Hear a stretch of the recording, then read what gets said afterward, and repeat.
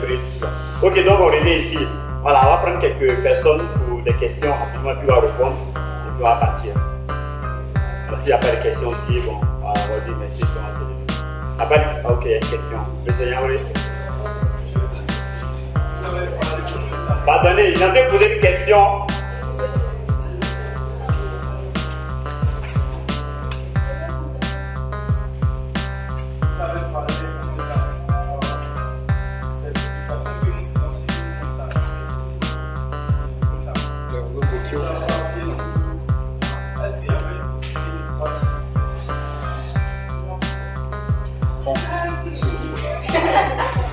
Il a posé une question. C'est vous.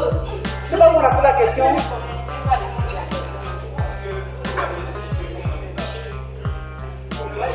Je mets les gens dehors. Et après aussi, comme on dit ça, lorsqu'on va demander un emploi, comme vous l'avez dit, lorsqu'on va lorsqu'ils vont, quand les enfants vont étudier notre dossier, ils vont chercher à rentrer dans notre vie privée, pas aller sur notre Facebook ou bien, je ne sais pas, c'est vrai, ils veulent savoir si, comme ça, l'explication nous faisons sur Facebook, est-ce que c'est possible de pouvoir les supprimer? Ok, la question est bien posée. Vous pouvez essayer de supprimer des publications, ça peut être possible, mais ce qui est conseillé, c'est de supprimer votre profil. Voilà, vous supprimez le profil, vous créez un autre profil. Ok? Voilà, supprimez le profil et créez-vous un autre profil. Oui. Bon, quand vous partez sur Facebook, par exemple, c'est quand vous partez dans la partie paramètres, le paramétrage, où il y a un truc comme une roue juste en haut à droite là, vous allez voir que, voilà, le menu déroulant qui sort là, partez dans le setting, vous pouvez supprimer votre profil. Voilà, oui. Monsieur, souvent, nos pages sont piratées par les gens que nous ne connaissons pas. Oui. Comment faire pour éviter cela? Bon, pour éviter le piratage, c'est un peu, je ne vais pas dire que c'est un peu difficile, mais à vous de prendre vos dispositions, par exemple. Lorsque vous partez dans un endroit où la machine que vous utilisez n'est pas votre machine à vous, si c'est dans un lieu public, comme les cybercafés, prenez le soin de vous déconnecter. Et même quand vous vous déconnectez, il y a la partie historique, que ce soit le navigateur Google Chrome ou Mozilla Firefox ou Brave ou je ne sais pas, vous partez dans l'historique, vous effacez les cookies. Bon, ça aussi c'est un peu technique, mais vous effacez les cookies, vous supprimez tout l'historique. Voilà. Et vous éteignez l'ordinateur. Quand c'est comme ça, il n'y a pas vraiment de traces. Voilà. Donc, monsieur, si je veux bien savoir, est-ce que c'est par cette voie-là, par exemple, étant aussi, là, quand tu n'as pas fait ça, que tu as sorti, c'est forcément par cette voie-là qu'on peut pirater? Non, pas obligatoirement, mais c'est... Bon, pour le cas des Africains, c'est un peu courant que ce soit au cyber, parce que ce n'est pas tout le monde qui a les moyens d'avoir un ordinateur ici. Donc, les lieux qui sont beaucoup fréquentés, c'est les cybercafés. Mais si et seulement si, c'est de votre propre ordinateur, la mesure qu'on vous demande de prendre, c'est de quoi? De renforcer vos mots de passe. Il y a des mots de passe qui sont très très renforcés avec des caractères, des signes, des chiffres, des lettres et tout ça. Hein? Ça doit être un peu long. Quand vous dépassez déjà 12 caractères, c'est déjà bon. Mais si votre mot de passe est composé de 5 caractères, 1, 2, 3, 4, 5, 6, bon, pour vous pirater, ça sera un peu facile. Le gars il met son programme à tous les coups, en moins d'un jour seulement, il aura su c'est quoi votre mot de passe. Ok? Et donc aussi, utilisez des mots de passe complexes.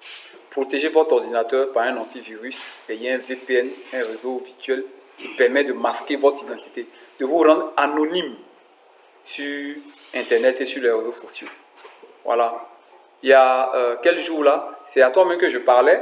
Il y a un navigateur que plein de personnes utilisent. On appelle ça Tor.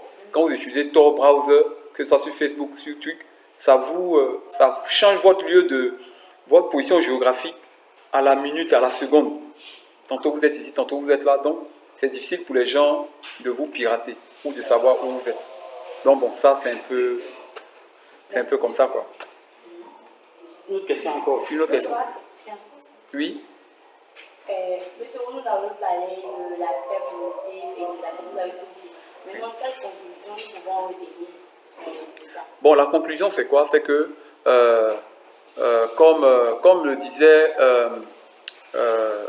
Einstein, il dit que tout ce progrès scientifique, toute cette science, c'est comme une hache dans la main d'un criminel. La hache, là, c'est pas forcément pour tuer quelqu'un. La hache, nos mamans utilisent la hache pour fendre fagot, pour chauffer l'eau, pour qu'on se lave. Hein?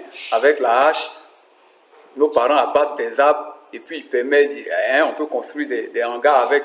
Donc c'est pour dire que la technologie, c'est comme un couteau à double face. Hein? C'est pas seulement le mauvais côté qui est là, mais il y a le bon côté. Seulement, il faut se faire une bonne santé d'esprit et de bonne éducation pour pouvoir utiliser Internet et les réseaux sociaux dans le bon sens. Ok?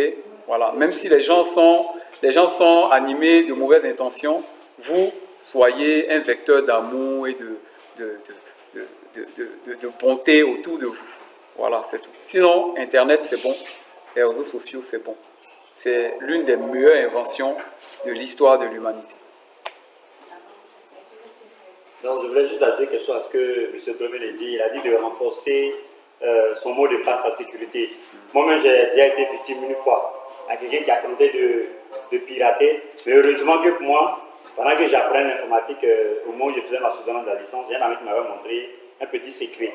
Donc, je ne maîtrise pas trop, mais il faut chercher. J'ai fait ça 2 jours, 3 jours sur mon téléphone portable. Ça veut dire qu'à partir de mon téléphone portable, quand je suis ici, si quelqu'un tente de pirater même mon code là-bas, mon compte, je reçois un message qui demande si c'est moi. Si ce n'est pas moi, automatiquement, on dit si ce n'est pas moi. Quand je dis non, automatiquement, on bloque la personne. Voilà, c'est comme ça. Même quand moi, je vais sur mon compte Google, là, quand je vais sur mon compte Google, si je n'ai pas le portable, je ne vais même pas avoir accès. Si j'ai oublié mon téléphone, par exemple, à la maison ou bien au bureau, si je vais sur mon compte Google, là, on envoie un code. Il faut que j'active le code là d'abord, avant d'avoir accès. Si je ne l'ai pas activé ici, moi-même, je ne peux pas avoir accès. On bloque mon code. Ça, c'est un exemple. Donc, vraiment, je suis en sécurité avec mon téléphone. Mais monsieur, vous êtes en sécurité, nous ne sommes pas en sécurité. Non, mais c'est un exemple. Il a dit de renforcer votre sécurité. Voilà. Il faut renforcer votre sécurité. Non, mais si tu as par exemple ton mot de passe, il a dit, monsieur Doua tout à l'heure, si tu as pris ton mot de passe, tu as pris, aujourd'hui, là, il sait que c'est trop facile, c'est que tu prends le mot de passe là, tu prends 1, 2, 3, 4, 5 comme mot de passe. Mais tous ceux qui vont essayer les mots de passe là, ils commencent par ça là, 1, 2, 3, 4, 5. Mais si tu as ton mot de passe là, il y a 1, et puis il y a paiement dedans. Et puis après 15 heures, il y a ta date de naissance dedans. Et puis il y a le nom, sécurité de ta maman, que tu as pris en 2, 3 chiffres que tu as mis dedans. Tu peux trouver ça. Ah, moi c'est vrai comment même. Tu vas faire mathématiques, ça va t'apprendre dans ta main. On peut renforcer là-bas. Quand tu as fini de renforcer ça là-bas, si tu veux qu'à partir de ton compte, tu puisses gérer sur ton téléphone, voilà, tu auras l'occasion de faire ça. Tu vois, ou de vivre ça, mais ça ne peut pas à l'école ici. Ah, voilà. C'est bon. Ben, les téléphones sont toujours interdits à l'école. Oui, il y a un doigt là-bas. Quelqu'un a posé une question? Oui, il y a un doigt là-bas, non? Si, il y a un doigt, j'ai vu. Il n'y a pas de doigt? Ok, donc on va dire merci à M. Dro qui m'a bâti. 1, 2, 3, 4. 1, 2, 3, 4. 1, 2, 3, 4. Ok, merci à M. Dro. Merci à vous. Voilà.